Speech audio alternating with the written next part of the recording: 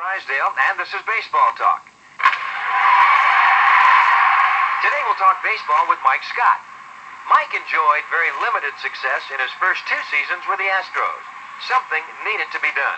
Al Rosen at the time asked me if I'd like to go out and learn a split-finger fastball from Roger Craig, and you know, when you're 5 and 15, you do anything the general manager says. So I went out there for about 7 days and learned the pitch, and the reason I think that I've been successful with it is because I was willing to give up my other pitches. They weren't that good other than the fastball, and I just canned my slider, canned my curveball, and canned a changeup, and went to that pitch exclusively, and they let me do that in spring training. I came out to spring training in '85, and they said, throw it as much as you want, and we don't care what happens, and right from the get-go, it was a pitch that worked for me, and I stuck with it.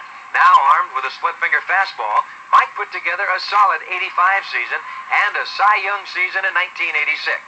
A season that reached its climax on September 25th against the Giants.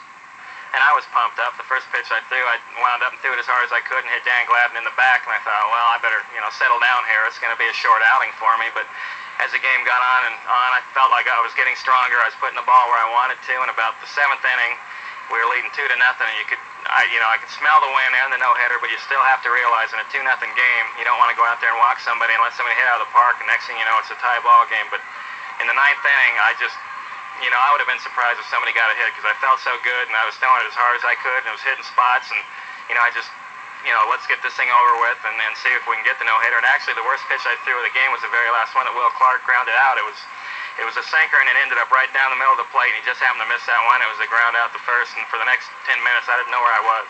Mike's no-hitter clinched the Western Division for the Astros. 2 weeks later, he was named the most valuable player of the championship series. For Baseball Talk, I'm Don Drysdale.